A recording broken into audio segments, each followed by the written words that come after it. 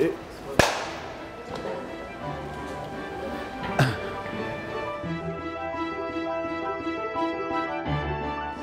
Alors avant d'être dans le fitness, j'étais policier.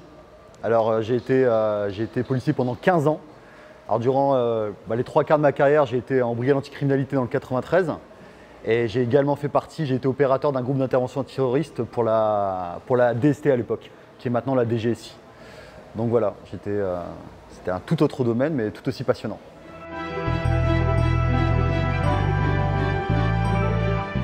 Alors moi j'ai une vision du body qui est assez philosophique. Pour moi, c'est une école de vie au-delà d'être un sport. C'est qu'en fait, c'est le véritable bénéfice du body. Effectivement, tu as la transformation physique, mais c'est ce à quoi tu vas devoir faire appel et toutes ces vertus que tu vas devoir aiguiser pour pouvoir y arriver. Donc au final, la discipline, la volonté, l'abnégation, le goût de l'effort, le fait de se surpasser, toutes ces choses m'ont permis également de m'épanouir en tant que policier. Si tu veux, grosso modo, ça te sert en salle, mais surtout à l'extérieur de la salle. C'est ça qui est important. D'où ma vision assez école de vie du bodybuilding.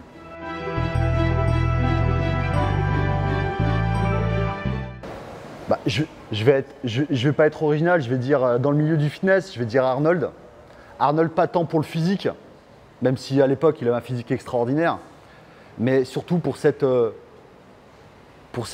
intelligence dont il a fait preuve, c'est-à-dire qu'il a réussi à faire du bodybuilding son passe-droit pour des tas d'autres activités. C'est-à-dire que Arnold, c'est un peu le Midas de la mythologie grecque. Tout ce qu'il a touché s'est transformé en or. Donc Arnold pour ce côté très intelligence et gestion de sa carrière.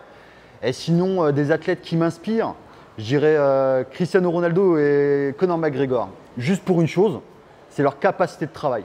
Ce sont des personnes qui sont talentueuses, mais qui en plus de ça, travaillent énormément. Alors quand tu as un talent et que tu travailles énormément, c'est ce qui fait de toi le numéro 1, quoi. Donc je les respecte surtout pour cette capacité de travail. En dehors du monde du sport, mon entourage, j'ai des personnes qui ont fait des très belles reconversions professionnelles. C'est ce que j'appelle des belles histoires, mais sinon, tout le monde m'inspire. Dès l'instant où il y a une belle histoire, ce que j'appelle une belle histoire, c'est-à-dire une prise de risque ou alors le fait d'aller vers sa conviction, pour moi, ça m'inspire.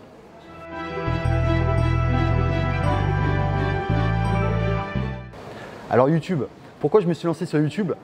Tout simplement parce que à l'époque, YouTube, tu avais des vidéos qui parlaient de tout, de diète, de compléments alimentaires, mais au final, il y avait un grand manquement, c'est que s'il y a bien un vecteur commun à tout sport, qui est la base, c'est la technique.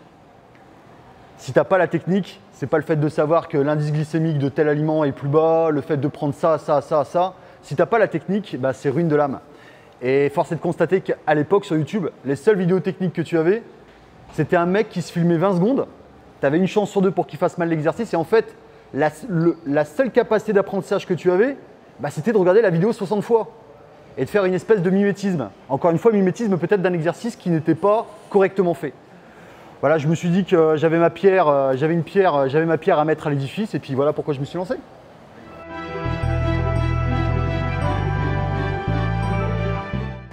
Tout. L'entraînement, ma communauté, le fait de donner également, on nous appelle des influenceurs. C'est un beau terme quand il est utilisé correctement et quand on agit correctement. Dans le sens où il n'y a rien de plus noble que d'impacter la vie des gens et de leur dire les gens qui réussissent dans la vie, ce n'est pas qu'ils ont été touchés par la grâce de Dieu. C'est parce qu'ils ont travaillé et qu'ils étaient convaincus de leurs idées. Donc au final, ce que j'aime par-dessus tout, c'est dire aux gens qu'ils sont capables de le faire, qu'ils doivent croire en eux. Parce que le plus grand mal du siècle, c'est que les gens n'ont plus confiance en eux. Donc voilà, c'est leur dire vous en êtes capables et de leur donner les armes pour pouvoir réussir.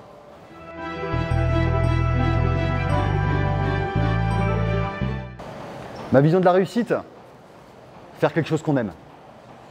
Faire quelque chose qu'on aime, je pense que au jour d'aujourd'hui, faire ce qu'on aime, c'est certainement le plus grand luxe qu'on puisse s'offrir. Il y a des tas de personnes malheureusement qui pour assumer des charges, assumer des enfants, et je respecte totalement, font des professions qui ne leur plaisent pas. Donc faire faire de ta profession ce que tu aimes le plus, ta passion, je pense que c'est le plus grand luxe que tu puisses t'offrir. Donc voilà, pour moi c'est ça, réussir.